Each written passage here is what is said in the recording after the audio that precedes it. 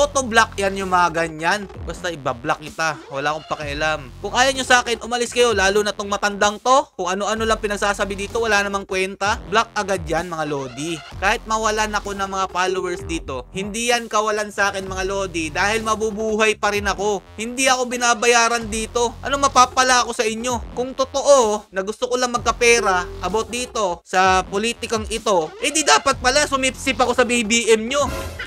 Diba? Alam ko mas magkakapera pa ako kapag sumipsip ako dito sa administrasyong ito. Dahil maraming madaling mabulag sa ginagawa ng administrasyong ito. Yung mahihinang jutak dito para hindi kami mahawa, tatanggalin ko na.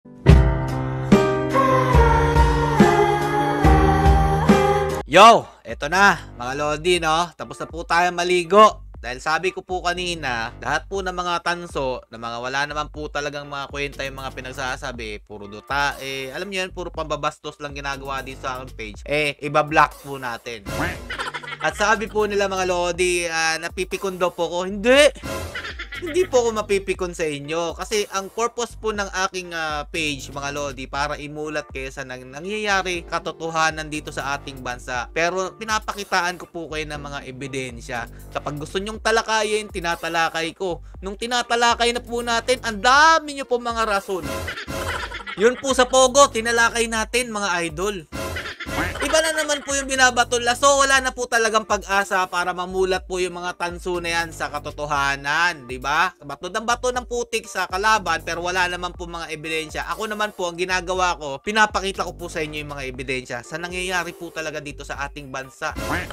Basta po kasi makadepensa lang po sila sa kanilang idol na si Baby M. Ayan. Kahit ano na po gagawin nila para lang po hindi daw po tayo mapakinggan ng iba. O, para po mawala po yung mga toxic dito. Papakita ko po sa inyo mga lodi na hindi po talaga ako nagmamatter kung gaano po karami yung followers ko, ganyan-ganyan. Ang akin po dito, basta po yung totoo na meron po kayong prinsipyo, meron po kayong paninindigan, meron po kayong pagmamahal sa ating bansa, yan po, dito po kayo sa aking page. Pero kung gusto nyo lang po takpan ang nangyayari pong kalokohan o pagtakpan yung mga kabulastugan na ginagawa dito, na dati naman po talaga pinaglalaban natin na tanggalin po yung mga makadilawan, makapinklawan, alam yun, makajoma na pamamaraan pagdating po sa politika, ayan po, ginagawa na rin po nila ngayon pero pinagtatakpan nyo, di ba?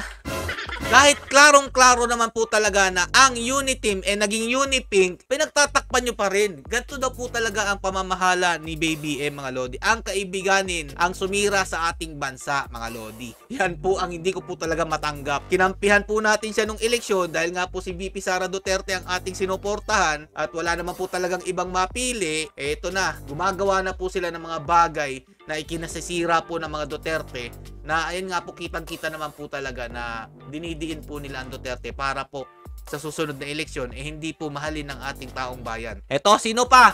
Papakita ko sa inyo talaga. Pikon si Peps Tukmol o TV. Ay, kagaya niyan, di ba? Wala naman po mga latoy-latoy yung mga pinagsasabi. Auto-block yan yung mga ganyan. Basta ibablock kita. Wala akong pakialam. Kung ayaw nyo sa akin, umalis kayo. Lalo na tong matandang to. Kung ano-ano lang pinagsasabi dito, wala namang kwenta. Block agad yan, mga lodi. Matagal ko na pong sinabi sa inyo, kapag wala mga kwenta, yung mga sinasabi nyo sa aking page, walang kalaman-laman, yung hindi naman tumpak dun sa aking ginawang video, dinadamay pa yung pamilya ko, pinapakain ko daw po ng bayad. Ako kung bayad ako, mga lodi. Hindi po ko manghihinayang na gumawa ng video sa isang araw. Pero mga lodi, no, nakikita nyo, puro post lang yung ginagawa ko. Sige, sino pa dito? Lilinisin ko kayo lahat. Linisin yung sarili. Ikaw, linisin mo sarili mo. Sige, yan Sabi nyo, napipikon ako. Hindi. Naglilinis ako ng mga talangka dito sa aking page. Para makita nyo na hindi kayo kawalan. Hindi ko kayo ginamit. Kayo ang gumamit sa akin. Dahil nagustuhan nyo yung vlog ko noong nakaraan, todo puri kayo sa akin. Ngayon, ikumontra ako sa administrasyong ito, binabastos nyo ako.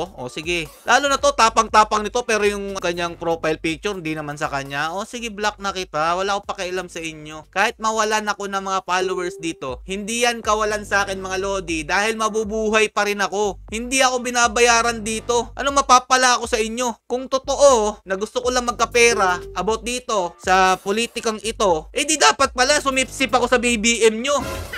Diba? Dapat sumipsip ako. Alam ko mas magkakapera pa ako kapag sumipsip ako dito sa administrasyong ito. Dahil maraming madaling mabulag sa ginagawa ng administrasyong ito. mabigyan na ng bulok ng mga bigas. Ayan, tuwan-tuwa na sila. Buti nga, nabigyan ng ayuda. Pero kaysa naman dun sa Duterte nyo, nagbigay ng ayuda pero kinurakot to. Wala naman mga ebidensya. Eto, yung ayuda na pabigas mga lodi. Ang daming nagreklamo. Pinagkatsagaan lang kasi nga sobrang hirap ng buhay. Ayan mga lodi. Bulok-bulok po yung bigas na pinamigay. May ebidensya. Pero sila mga lodi, yung mga pinagsasabi nila, binabaton lang sa comment section ko. Walang ebidensya. Sabi nila kurakot, 51 billion. Pero bakit ganun? 51 billion na sinabi nila kay Pulong. Bakit hanggang ngayon hindi nyo mapatunayan? Bakit hindi mapatunayan ng COA na yan ang number 1 dapat magano kung meron talagang anomalya? Yung 100 plus million o sa confidential fund kay VP Sara Duterte. Sinabi na nga ng COA na wala po silang makitang ebidensya mo patunayan na meron po talaga nangyaring kalukuhan doon. Anak ng tinap, ang hihina ng mga jutak ninyo. O ngayon, yung mahihinang jutak dito para hindi kami mahawa, tatanggalin ko na para naman hindi na kayo mahirapan. Ako na magtatanggal sa inyo dahil para sabihin nyo naman kasi ginamit ko kayo, pinagkakakitaan ko kayo, ito, papatunayan ko sa inyo. Tapan po. Wala akong pakialam kung tapan ka. Tapan ka kakabash mo sa mga Duterte pero wala naman laman. Black. Yung, lalo na yung mga profile pic ng mga ninja-ninja. Kengkoy-kengkoy. Wala akong pakialam sa inyo. Aalisin ko po lahat mga lodi. Kahit na mahirapan po ako sa sobrang dami nila. Ito papakita ko sa inyo Yung followers ko mga lodi, from 210 nung nahack, naging 206,000 nung naibalik. Kasi sabi ko mga lodi, huwag nyo pong paniwalaan yung page ko dahil humihingi nga po ng mga pera-pera na ganyan. Sabi ko i-unfollow nyo mga lodi. Kaya naging 206 siya. Tapos ngayon mga lods, dahil sabi ko ayoko na pong panindigan na sinuportahan ko tong administrasyong ito dahil nakikita po talaga natin na sobra po nilang dinidiin ang mga Duterte na hindi naman po talaga nila mapatunayan. Ayan po, nag-alisan po sila. From 206 kung hindi ako nakakamali, naging 202 na po. So may 4,000 na. Hindi po ako nanghihinayang dyan. Sabi ko po sa inyo, kung talagang matagal na kayo dito, hindi po ako loyalista. Solid Duterte po ako, matagal na. Nag-umpisa po ako sa YouTube. Duterte po yung pinagtanggol ko kay Kim Chiu, Maris Racal, at kay Davao Conyo. Doon po ako nakilala. Duterte vlogger po ako, mga lodi. DDS vlogger ako. Hindi ako tanso vlogger. Sabi ko nung kampanya, yung unit team, sinuportahan ko po kasi wala po tayo ibang makita na papalit kay PRRD. Since, dahil nauto po nila si VP Sara Duterte na makipag-tandem dito po kay Baby M, yun po ang sinuportahan ko. So, mga lodi, wala po ako naging kasalanan dyan dahil Duterte pa rin po ang sinuportahan ko nung panahon po ng kampanya. Pero eto nga, akala ko talaga unit team to. Akala ko talaga ito na yung pagbabago. Yun pala lalo pa nilang pinalala dahil nag-combine po yung mga Pinklawan, Dilawan, Kampo ni Joma sa panahon po ng administrasyong ito na sobrang sinira po yung Marcos family. Kinaibigan nyo. Anak ng tinapay, dito ako natatawa mga lodi. Alam nyo yun, yung nangyari sa ama, gustong mangyari uli ngayon sa anak. Ewan ko kung anong utak merong talaga to si Baby Emo, yung namamalakad sa kanya, di ba? Siya po ang pinapalakad. Siya po ang inuutusan. Wala po siyang paninindigan. Sama-samang babangon muli pero nilaglag yung mga Duterte na hindi naman talaga mapatunayan yung mga pinagbibibintang. Na tinapay. O sige. O ito wala akong pakialam kahit mawala po kayong lahat mga tanso sa aking page. Dahil hindi nga po ko nagkakapera naman sa inyo. Dahil hindi naman po gumagawa ng video. Karamihan po na mga pinupost ko dito sa aking page, mga post lang, ganyan, repost lang. Bihira lang ako gumawa ng video. Dahil hindi naman po ako obligado. Kung napapansin nyo, hindi po ako lagi araw-araw mga lodi. Pero baka siguro, ngayon, dahil ginaganahan ako. Araw-arawin ko kayo, lalo kayo maiinis. Tapos, high blood kayo. Magkakaproblema pa ako yan. Makukonsensya pa ako kapag inatake kayo sa puso. Kaya ako na po mag-a-adjust, okay? Ako na mag-a-adjust. Baka naman kasi masisi pa tayo. Kakapanood nyo sa akin yung mga tanso na yan. Sugurin pa tayo dito. Last na pinanood ni tatay o ni nanay, si Peps TV, na high blood. Kaya po, gusto ko na po, tanggalin na po yung mga ganyang klaseng mga toxic Toxic masyado Toxic na nga yung politika. Tinotoxic pa tayo dito ng mga matatanda. Karamihan po kasi mga lodi, matatanda na loyalista. Pasintabi po sa inyo. Pero katotohanan dyan, bulag na bulag po kayo talaga sa nangyayari sa ating bansa. Pagpasensya nyo na ako. Hindi ko na po mabago isip nyo dyan. Alam ko na po yun dahil nakafix na po yan sa inyong utak. Ang aming susuportaan is si Baby M kahit palpak po talaga. So ayan, pinakita ko lang sa inyo, hindi pa po matatapos dito. Gusto ko lang pakita sa inyo na hindi po ako nanghihinayang. Hindi po ako bayaran, hindi ako obligado gumawa ng video araw-araw. Yan po ang kaibahan namin. Dahil yung iba nyo pong vlogger dyan, sasabihin, hindi mo na ako makakapag-live ngayon, pasensya na ha. Pasensya na dahil wala po tayong topic sa GC.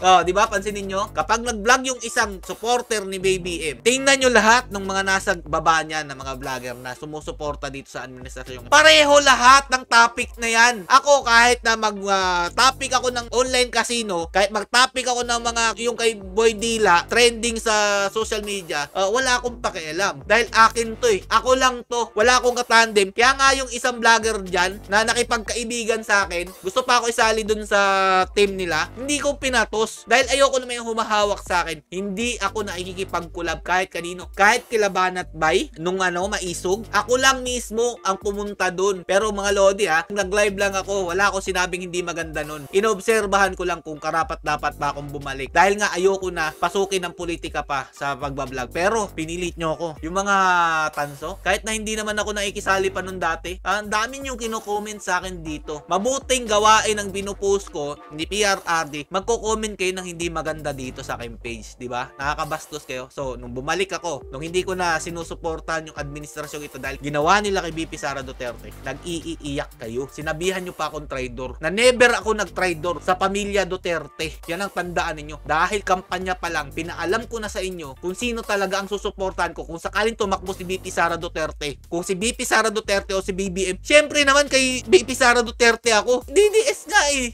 Alam mo yung DDS? Hindi ako tanso. Nakon, tinapay kayo. O sige, hanggang dito lang muna. Magdi-delete muna ako, magbablock muna ako mga Lodi Huwag kayong magbulag-bulagan. Dahil malalaman nyo lang din yan. Pag iba na umupo sa 2028, malalaman nyo ang totoong baho na ginawa ng mga Marcos na yan sa mga Duterte. Dahil siyempre, nasa posisyon, di ba? Ganon talaga. Lahat nga naglipatan na yung PDP laban. Lalo na yung isa na sinuporta ni PRRD na senador. O, humanda ka. Babanatan din kita. So, hanggang dito lang po mga Lodi. Stay safe and God bless you all. Baguhin na natin. Peace bomb na tayo. Wag na yung peace.